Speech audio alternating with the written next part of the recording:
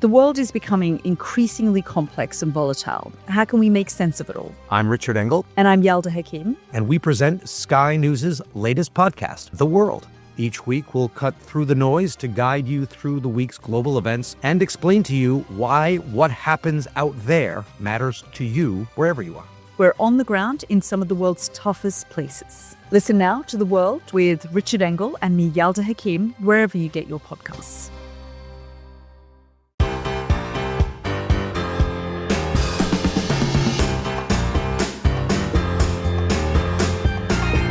Hello and welcome to a special edition of Electoral Dysfunction with me, Beth Rigby. Me, Ruth Davidson. Me, Harriet Harman. Now, this is part 2 of our end-of-year box set. We're taking you behind the scenes of the 2024 election. And we've still got Penny Mordaunt and Gillian Keegan with us.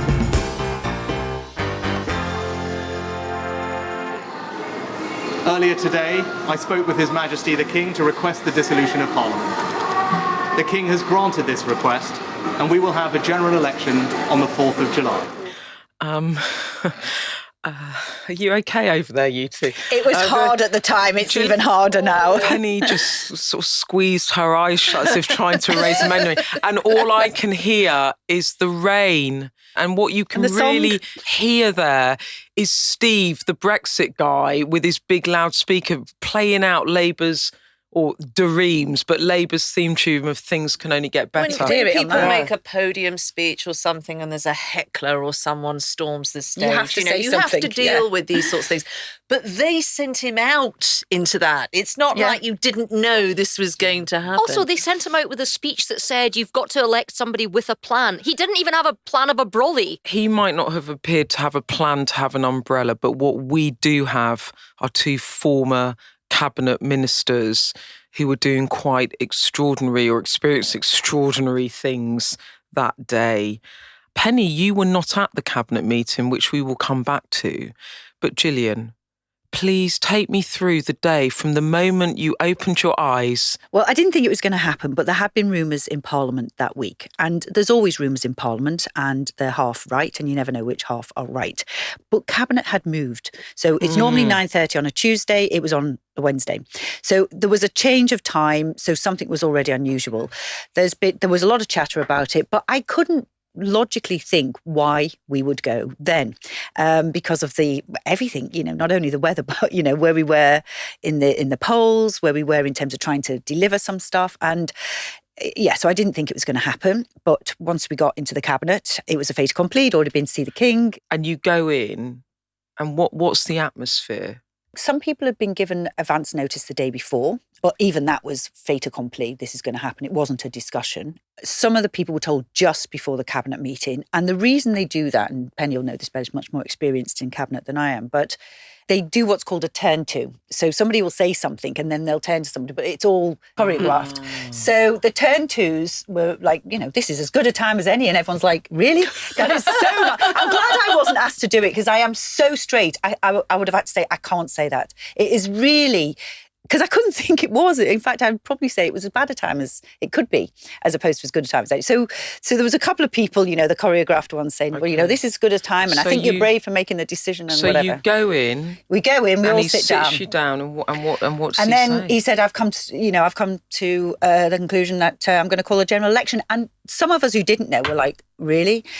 And Esther said... Esther McVeigh. Esther McVeigh, she said, Go out there and say something different. I'm like, he's told the King. He can't go out there now and say, oh, by the way, we're going to do something else. Here's a new policy. So that was all. So she said, don't do it. His face. Yes, but at that point, the lectern was outside. The King had been told it's not an option, right? So also, that was just putting a marker down, wasn't it? So she could say that she'd been the person that said... 100%. So this is now how you think. Okay. It's not how you would normally think, but now you think, well, why have you said that? And then you see it in the papers And this is when Michael Gove says... Fortune favours the brave. Yes. No, did he not say who dares wins? Who dares wins. No, and you dared, you'll win. Yes. Absolutely legendary. So he was one of the people who were turned to. I'm going to come back to you in a minute, but are you kind of imprisoned in Downing Street now? Oh, yes. So we stayed in the cabinet room. The TVs were there. The TV was put on and we watched. You could hear the D-Ream song anyway, and we watched as a rain-soaked Prime Minister, all of us looking, and I was willing him to just say something. Say, at least I'm not a fair weather politician, or, can you change the tune to It's Raining Men or something? Just say something. You can't pretend it's not raining. It was just awful. There was puddles on his shoulders. He had a very good suit and his hair didn't move. That was the only thing. I would have looked like Kevin Keegan, literally. I'd have been Kevin. So you get told, you watch him go out, you've got your phones confiscated so you can't contact anyone in the outside world. Well, but everyone is watching the telly by then. Everyone's watching the telly anyway. But Penny, where were you? Because you weren't must in have cabinet. No. So I was of similar view. The rumour mill starts. There's all sorts of speculation. And what did you and think? I thought, no. It was such an illogical thing to do. I just thought, I'm not really sure about this. And then as the days rolled on, it was like, oh dear. So what happens, as I say, cabinet is usually on a Tuesday.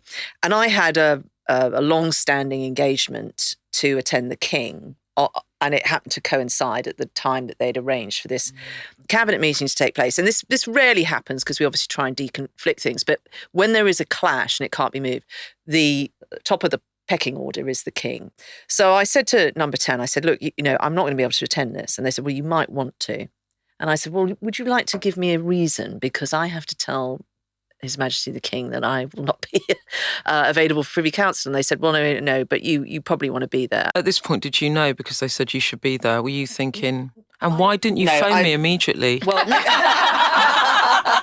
I thought, this is likely to be this awful news. So I thought, look, let's just get on with the job. Let's go and do the job. And so before Privy Council meetings, you go in and I have a short private audience with the King and his private secretary. And of course, I knew how this all plays out. And Rishi wasn't going to say to the cabinet, do you think this is a good idea, folks? Should we have a chat about it? He'll have done it and he'll have gone to see the King. So I said to the King, busy morning. Any meetings that you've had? Anything you want to tell me about, Your Majesty? And Did you actually say that? Yes. And he was like, because he couldn't tell me. It was unspoken. It was unspoken, but I knew, I did know. And he knew you knew, and you knew he knew. Well, so he knew that I would probably have a fair idea of what he'd been doing earlier that day. So we had the Privy Council, and then I think I discovered it on the news. So I was not in Westminster that morning because we had all gone to Sky Central, to the headquarters in Osterley in West London. Right. So you weren't expecting for an election photo shoot. I kid you not. We'd all got dressed up in our finest garb for our election night photo shoot. So I was going over there and I got a phone call from someone just saying things are moving, and I'm like, what? Anyway, put it this way, by 1 p.m, I was standing in Downing Street. Everyone now had gone completely radio silence. I'm getting text messages from your colleagues, from MPs asking me what's going on, and I'm asking them what's going on, and everyone is in a frenzy. You certainly got the surprise. I don't think anybody anticipated the optics of this, for a Prime Minister behind in the polls, coming out and being rained on. They tell me in Labour HQ that they literally all were standing there round the telly with their mouths open. They could not believe it, not just because of the opinion polls being so bad and many, many other things, but also at the end of 2023, the Conservatives had put up the financial limit of the amount they could spend on the election from 19 million up to 36 million pounds. And they hadn't actually managed to raise that money, whereas we had. So Labour was raising the money and monitoring the Conservatives and thought there's no way there's going to be an election now because they haven't got money in their coffers. Money or candidates. Yeah, there were in 100 place. and plus candidates down. They didn't have, people ready to go. And the irony is, although the decision on whether to call an election, the timing of it was in the Conservatives' hands, the Conservatives were unprepared, and Labour, who didn't have any control of the situation, Labour got the money in the coffers, Labour got the candidates, and was all ready. So they were incredulous that the election could be called at this time. Also, I was really impressed actually on that day itself, in terms of calling it, the amount of Labour Party candidate videos that were up within the hour. Mm-hmm. So they'd already been pre-recorded. So even Yeah. if you didn't think Yeah. for a moment that they were going to go at that point, you must have had your guys, like every sort of month or so, just doing a new one to refresh it. Not only were all the candidates And also in place, Keir's but mock-up podium to make him look like a prime minister for his response to it indoors. within 30 minutes of that announcement in the rain, in all our battleground seats, there were teams out, Labour teams out, in order to give out the material. The choreography of the day became really the main story, which was calling this election and the visuals of a drenched Prime Minister. I called someone in Downing Street and I said, look, I'm going to have to go on television. And the obvious question is, why did you decide to do it in this way? And they said, the Prime Minister is someone that likes to do things properly. The tradition is that you go out onto the street and you announce an election in the street, in Downing Street, and he was determined to go and do that. Without an umbrella. What would have got them to think again? You know, a streaker poised by the side. Penny, why did you not stand up and fight? I mean, this goes back to what we said in part one. It's the team around him. And you really do need people that you can delegate to and you can lean on. And, you know, I mean, there were just, in addition to all the difficulties we had getting out the traps that day, the campaign was just unforced errors all the time. Do you know, I was looking back at this and I found a text that I sent you. Let's have it. It's not just the deluge launch drowned out by Steve Bray. There was then a brewery visit to Wales with a teetotal PM, so they couldn't even have a piss up. Now they've got a site visit to something famous for sinking, which is when they went to the Titanic Museum. I was like, is there a double agent in CCHQ and were they a headline writer in a previous life? Good questions. It was just avoidable calamity after mistake, after like anybody that had worked on anything could go, I don't think that that's a great idea. And the team, as Penny said, there's a Yeah. lot of people whose job it is to think all those things They through. were then, always like, positioning him under exit signs. Yeah. and all that sort of stuff. I mean, Penny, Yes. you are in a forces seat. So at the start of the campaign, I'd actually polled my seat. And so I was 5% ahead, which would have given me, you know, sort of 3,000 majority. And I'm very fortunate. I got a great, you know, local team, and we had lots of support, we had lots of resource. It was good. So right, we're gonna make this a great campaign. And then we had the D-Day thing. And if you think that was bad around the country, I mean, Portsmouth, which was the crucible for that incredible achievement. I remember speaking to, you know, some of the Prime Minister's team, and it really struck me that they didn't understand what was wrong with it. They couldn't understand that the Prime Minister was there representing all of us.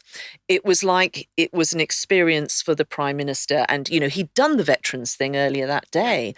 They didn't get that it was about that representation of all of us at this incredibly important moment.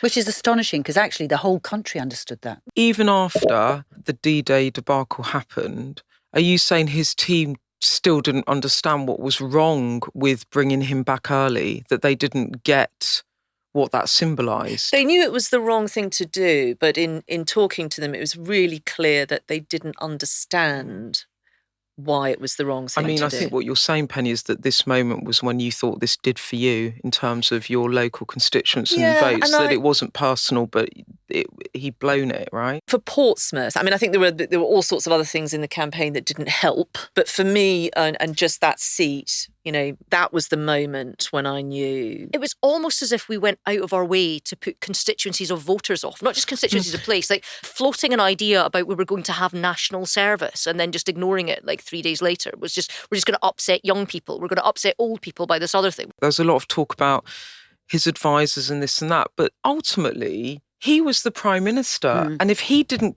how did he not get it? Did you feel that the buck stopped with him, actually? So I think to leave the Foreign Secretary to represent him? I think he would say the buck stopped with him. But, you know, genuinely, I don't know what he knew. And actually, if you're the Prime Minister, what you really need to do, and what the country needs you to do, with not just these sorts of things, but running the country, looking after our interests. The Prime Minister's got to stay amongst the treetops. He's got to be strategic. Yes. He's got to have enough energy that he can deal with whatever happens that day. And you can only do that if the people who are around you are amazing people and are on it like a bonnet. And if you don't have that, you are, which is why I went to see him before. Before he called it and said, you need better people. It feels as if either there was a monumental lack of information passed to him, or there was a big red flag that he should have grasped. It was a huge mistake. And I think, to be fair, he knew it was a huge mistake. Did you speak to him about it? I mean, obviously, we all sent messages in saying, why would you even think like this? It was incomprehensible. Like the date of the election being called was incomprehensible. This was incomprehensible. How were you feeling about your seat? The time at which I thought, my seat's potentially in danger was the boundary changes. And it wasn't because the first boundary change that was proposed was fine. Right. But then just before the end of the process, it changed massively to a completely different seat. As soon as I saw that, I thought, oh my God. And therefore I had a huge part of the seat that I'd lost and a huge new part I had to get to know. It turned out that was all on the coast, and it turned out there was a very, very effective sewage campaign. It was a different set of equations, and I still worked as hard as I possibly could. But, alongside with, for many colleagues, either it's so in your DNA that you can't imagine not being in the House of Commons, or it's your job and you're the main breadwinner, and your family rely on you. Your staff is the worst thing, because obviously if you lose your seat, your staff lose your seat. But mine before that had been such a sort of what you would call traditionally a safe Conservative seat. It had always been Conservative. It had never been anything else.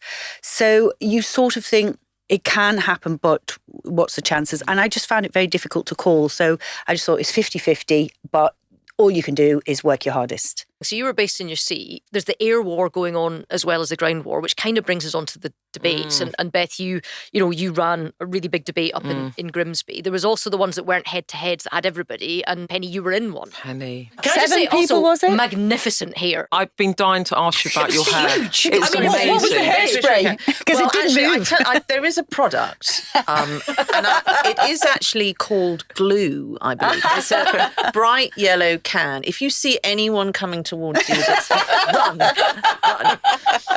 So, yes, I mean, the irony of me doing the debates is that I was not top of the list for media rounds in Number 10. So I wasn't used for any media, which is fine. That's what Number 10's prerogative. Isn't that part of the thing? Because you were First Leader of the House under Liz Truss, wasn't it? And the whole idea had been that you were actually quite a big threat to her. So what they'll do is they'll shove you in a role where you're not really allowed to do any media and you're tied to the House of Commons. It's more so parliamentary, don't get out and about. And then it spectacularally backfired because the coronation happened and you had this massive role and you had the outfit and you had the sword and you became like this almost this meme global in people's star. lives. I couldn't stop watching you with that the sword. most recognisable politician in the United Kingdom. Can I It was break amazing. away? I go to the gym a bit, right? I go to the gym, I lift weights. I couldn't take my... I was like, why are her arms not shaking? How can she carry on holding the sword, the heavy sword, for that amount of time? It was majestic. Well, thank you. Thank you. It was a huge privilege to be part of it, but it was a little embarrassing, the sort of attention. I got loads of lovely letters after it, and one of them was from a member of the royal family, and it was a very lovely letter thanking me for my efforts. But it started, "How kind of the King and Queen to come to your event this afternoon." So it was very... but no, it was great. And actually, the unsung heroes behind me were carrying slightly lighter swords. But if you went into the Abbey, you had these wonderful scent of flowers. It was an amazing atmosphere until you got to our corner, when the flowers sort of faded and there was this waft of Voltarol. Can you at least tell me which member of the royal family said that to you? Absolutely not. I knew it. But look, let's go back to the debates, because Penny, you get the call. They're like, can you go and do the debate? When did you know you were doing it? Did you want to do it? And how did you prepare for it? Isaac asked me to do it. I immediately the campaign said yes. chief, right? I do believe you need to stand up and fight. And actually, even if you're going to lose, if you go down fighting, you get up faster. Yeah. The tricky issue on the first debate was it was immediately after D-Day. Yes. And I was preparing for it, and it was going to be the first question. We wanted to focus on the tax issue and the increased taxes that Labour were going to bring in. And actually anything that I was going to be asked, I had to answer involving, those messages. That's the thing they really want to land. And so they said, well, what are you going to say on D-Day? And I said, well, I'm going to say it was absolutely the wrong thing to do. And we're really sorry for it. And, what else can you say?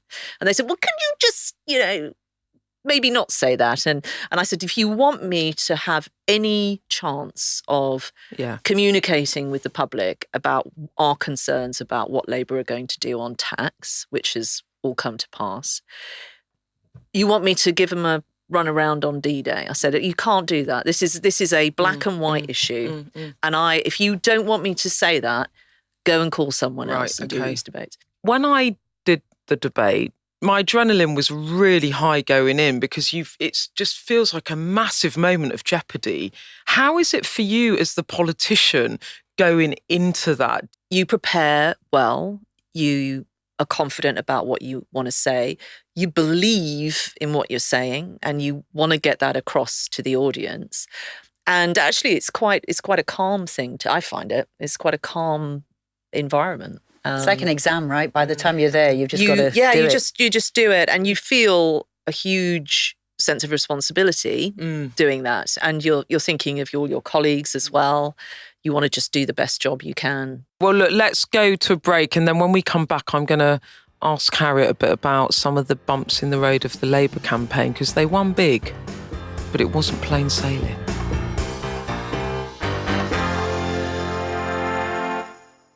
The world is becoming increasingly complex and volatile. How can we make sense of it all? I'm Richard Engel. And I'm Yalda Hakim. And we present Sky News' latest podcast, The World. Each week, we'll cut through the noise to guide you through the week's global events and explain to you why what happens out there matters to you wherever you are. We're on the ground in some of the world's toughest places. Listen now to The World with Richard Engel and me, Yalda Hakim, wherever you get your podcasts.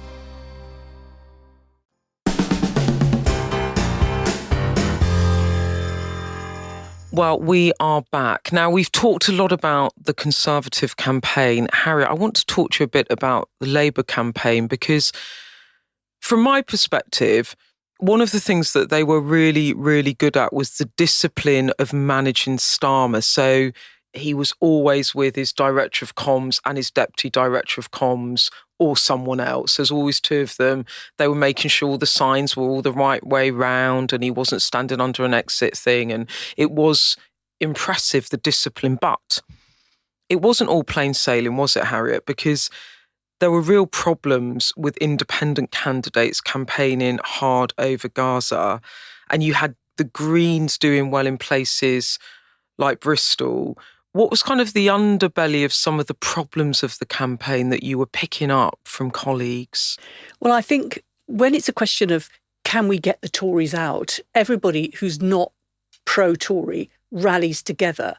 But once it looks like the Tories were gone and that we were going to have a Labour government, people could think, well, actually, perhaps it would just enhance Parliament to have a few Greens in there, or actually we can risk expressing our absolute anger and dismay about Gaza, because it's not as if we vote independent, we're going to end up with another Conservative government. So ironically, the further ahead we got in the polls and the more collapsing the Tory campaign was, the more it sort of gave people license to vote differently by voting anti-Tory but not voting Labour. They also were doing other things as well, weren't they? So in some seats, if it was considered a safe seat, the Labour Party were moving people out of those seats to campaign, even local candidates, weren't they? They would go and get them to campaign in marginal seats. Did that become dangerous for some people if they're in these seats where suddenly you have an independent where, say a Jess Phillips seat, in a way you think it's safe, or a John Ashworth seat, Leicester?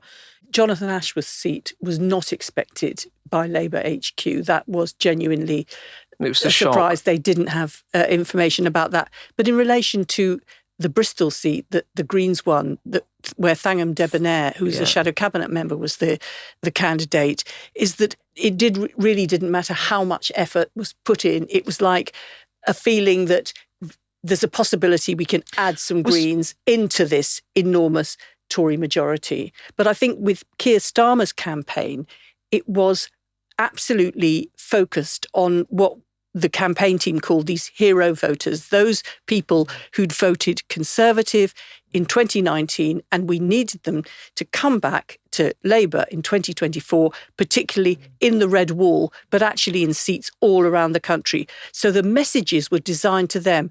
And if a message didn't appeal to them, it was not going to go out.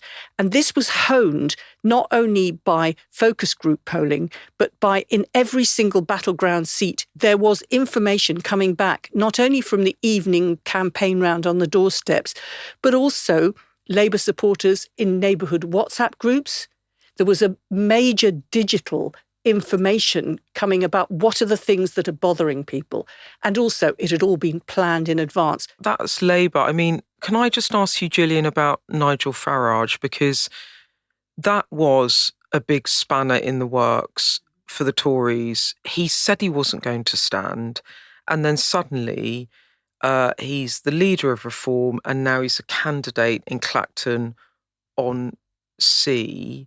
How avoidable was that? I mean, there was an argument that if you'd run the campaign later, he'd have been so involved in the US election, helping out his mate Donald Trump or being over in the US whilst Donald Trump was campaigning, that he wouldn't maybe have done that. For a lot of colleagues, it was the moment at which they thought, well, that does remove hope in some cases, because any vote that's taken somewhere else is obviously a risk. And it was something that I think concerned a lot of colleagues in the Red Wall. And it is one of the reasons why I think many of us thought we would be going long. One of the reasons, of course, you can't dictate what someone else is going to do, but there was talk of him going off to the US, even though he may not have done that. But you can't choose your opposition, right? And if you look at your two seats, so very different seats. So you lost. Yes, I lost to the Lib Dems. Yes. Reform came third. Labour were fourth with a tiny amount of yes. vote. But you were a Labour Tory marginal, Penny, and you lost by less than 800 votes, and Reform got 8,500 votes. So, I mean, do you think that was one of the things that decided your seat? When I first fought the seat in 2005, and I was fighting the BNP, the BNP is not the same as Reform, but there has been a fourth party presence there all the time, and it was referendum campaign, and has evolved. So I agree with Gillian. You can't pick your opponents, and you shouldn't quibble about that.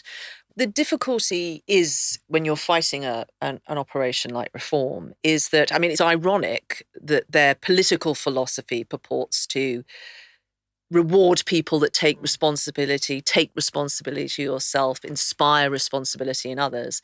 But they are a political operation that doesn't do any of that. With Farage, his entire political operation is about complaining and not taking responsibility. And I think when you look at other political parties, even when they're not in office, they're usually building something, they're usually doing something. And Reform doesn't do that. That makes them a hard opponent. For you, Gillian, you're fighting on the other front, which is the Liberal Democrats. And the Liberal Democrats, I mean, it was astonishing, 72 seats. It's the biggest ever. I mean, Ed Davey, we had a clip of it, didn't we? Like, spent his whole campaign pranking around.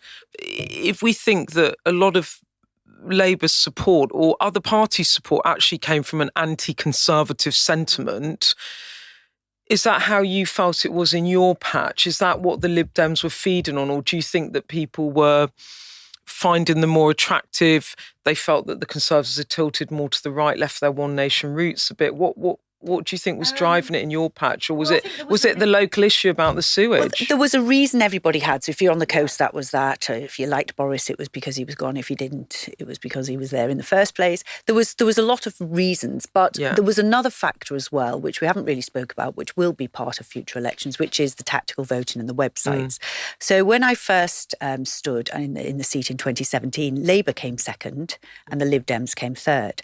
In 2019, when we had another election, the Lib Dems came second and Labour came third, but quite close. In this seat, the Labour vote completely collapsed because basically they knew how to target, and they'd go on the website and say, for this seat, If you want the Tories out, then vote Lib Dem. Okay. So that was a factor, and that was a factor that I don't think has played out so much in previous elections, but I don't see any reason why it won't potentially play out in the future. Well, it all culminated in this. Let's have a listen. A Labour landslide and then some. Conservatives on 131 seats. Labour 410 seats. That is an incredible result. If you think that Starmer said he had to climb a mountain, he has scaled Everest there and taken off into orbit. Looking at that, that is implied majority. If this is correct, and it's only a prediction of 170, it would be the second biggest Labour majority ever. That has actually made my heartbeat go up quite a lot, because that moment when the exit poll landed, it was just astonishing. I mean, we had expected a Labour win. That the day before, we were saying on the news, you know, they are going to win a comfortable majority, we think. There was an expectation that it would be kind of potentially in Boris Johnson territory or above, right? Listening back on that, Ruth and I were in the studio, so we spent that moment together, didn't we? Where were you all? Can I go round? Penny? Obviously, I was in Portsmouth. I mean, I think later on in the night, I was actually in a hotel room next to the Guildhall where the count was going on. After the campaign, you knew what the result was going to be. You knew what the colour of government was going to be. And I suppose I was not surprised, really. There is sort of a kind of political maths that has always applied. You know, if you've got this majority, you're not going to go above this swing, and this is the territory that doesn't apply anymore. Politics is much faster. All sorts of things that were considered to be impossible are possible. And so I was not surprised. I was very sad. Did you think at that moment, I'm a goner? So I really felt that it could have gone either way. I mean, I lost by not much, so all outcomes were possible. But I think I really felt that, particularly after the D-Day episode in my seat. Okay, Gillian, where were you watching where were you in that moment when the exit poll was? I was at home watching it on television with my husband, and then I was going to the count later, because in the rural seats it takes a long time. So you normally turn up a few hours before the result. On the exit poll, they still were predicting that Chichester would be a hold. And I had a lot of colleagues get in touch straight away, say, thank God it's going to be a hold. And I went back to all of them and said, no, it's not. By that point, I knew. And Harriet, I mean, where were you? And you must have just felt amazing, didn't you? I mean, when did you start drinking? I was part of the Channel 4 team, so I was doing an entire all-nighter. Oh, dear. But I felt very much two things. Not only what a fantastic triumph it was for the Labour Party, but I always feel, and I'm sure Gillian and Penny do, and Ruth as well, is that you've got to, on election night, you've got to feel in awe of democracy. Mm-hmm. Absolutely. That this is people voting, and they can make change. And politicians don't matter at all. At that moment, the only thing that matters is those voters and how they mark their votes. So it just felt like every election is a moment of history, and my goodness me, that was one. Actually, our system works really well, and it's really local. And democracy depends on the loser as well. It depends on, we would have had no doubt at all that Rishi Sunak would graciously come forward and he would say, right, we have lost, it's down to you. And we shouldn't take that for granted. In many other countries, you don't have to look far. That doesn't happen. So I just no one questions it, right? There's not a single person in our country really who questions these democracy or results, which is so impressive. Losers' consent. And actually, that's where the referendums, both in Scotland and in Brexit, I think have been the fracturing of our politics, because there wasn't losers' consent. No, I agree with that. And this takes me back to your speech, where it was so tight. Penny, and it was the most gracious. And the contrast, because we were on air at the time, we're talking about this. It was such a classy speech. Good for It was democracy, so that classy. It was speech really is. good for democracy. But also in contrast to Liz Truss, who wouldn't come on the stage. She waited and waited. And it was at about 10 to 7 that finally they got them all up on stage and announced that she had lost the seat. And she didn't give a speech. She just didn't give a speech. So it took ages to get her on the stage, and then she didn't give a speech, in contrast to... Yeah, I mean, you. I did what you have to do. You have to be gracious, you have to be professional, you have to wish the winner well, because it's, you know... And to thank all your team. And She to didn't thank even bother to everybody. thank her team. You care about your area. You want your area still to do well. What's it like, though, in the moment, having to give that speech? Is it quite painful? Honestly, I was the only one who was quite jolly. Literally, people were crying. The reform lady was distraught. I said, "It doesn't matter if you hadn't stood. You know, you're so nice." And I was comforting her. Yeah, everybody. So I was pretty pragmatic. I'm just pragmatic. Penny, what was it like for you doing that speech? Must have been, you lost by such a small margin. Yeah, so you it fought would, so hard. It had been a hard fight and a very emotional day, because in the morning I'd been at the vet's, actually, while everyone else was having their fry up with not one of one of my your cats. The vet suggesting that we had to put him to sleep. Oh, no. I've said, fill him full of painkillers, I'll decide tomorrow. And he's all right, he's doing fine. The cat's fine. So it had been a roller coaster of emotions. But I think when in that moment, people are looking to you to send a bit of reassurance, really. You want to reassure your team that, tomorrow is another day and you should be proud of what you did. You want to reassure people, democracy is never wrong. And you want to reassure the incoming person that you're going to help them. But then I also wanted to tell my constituents that I understood why. And I think it did come back to, you can talk about security, you can talk about freedom, you can talk about all those things, but if you are frightened, you don't have any of those things. And for me, that's what the campaign had demonstrated. You can't get a GP appointment on the NHS if you are worried about the cost of living. If you're worried about these things, you can't live the life you want to live, and you can't have the things that we value in this country. And so I just wanted to send that message to say, I get this, we get this. At the end of the day, my campaigners, they know twice as much as they did at the start of the campaign. And with a Labour government, we've twice as many reasons to keep on fighting. On that note, before we go, I want to read this message from our listener, Sandra. She says, Penny Mordaunt would undoubtedly have been pitching for the Tory leader job again had she not been toppled in Portsmouth North.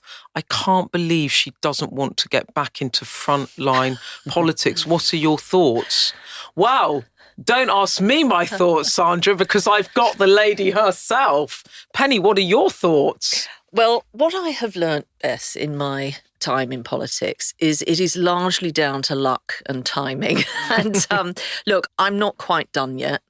So I would love to go back. I wouldn't ever want to be in the House of Lords. I know Harriet is going to be having a whale of a time You down say there. that now. No, Honestly, I will people never. who could do swords and a hat like that, you were born the place for you. But no, I would love to return to the Commons. It's a rough old life and there's a huge opportunity cost with it. But there's not a week that goes by when I don't think, God, I wish I was there and this is what I'd be doing and saying. So I would love to, but it is about luck and timing and those opportunities. I have to get a seat. I'm back to square one. Yeah. What about you? What are you up to? Well, as Penny says, it's about luck and timing. So the reason I became an MP in the first place is somebody asked me randomly when I met them at the theatre in the interval. So that was luck, random. And then the other thing is timing. So I got in 2017 and we were in government. I'm a bit older than Penny and I've had a very long career. So I've worked for 40 years. And so I am taking a break. Wow. I think if you've worked since you were, 17 years 16. old? 16 years old. That's full time. That's a lady that deserves a bit of a break. Well, in this last election, these two were both losers. But really good losers. I mean, I've got to hand it to you. And one of the stories of the election was just how much just over the line Labour got so many seats. So it's the most marginal House of Commons ever. So it was over A loveless landslide, they called it, didn't they? 115 seats that have a majority of less than 5%. Quite. So if Reform are on the rise, if the Lib Dems stick their head above the parapets, if the Tories get their act together, there's a huge number of seats there that are there for the taking. However, there's a lot of ifs in that. And I'm not sure the story of this Parliament has even begun to be written yet. And that's politics. I don't disagree with any of that, but one thing I do think that I'm more confident about is that I will be seeing Penny Mordaunt back in the House of Commons sooner rather than later. And on that note, we've got to end it, I'm afraid. We'll be back in the new year, but in the meantime, remember you can always message us. You never know who might be answering your questions these days on this podcast. So send us your voice notes to the burner phone on 07934 200 444 or email us on electoraldysfunction@sky.uk. And finally, thank you for all of your support. This year, the year of ED launch. Goodbye. Goodbye. Happy Christmas. Goodbye. Yeah, happy See you in Christmas. 2025.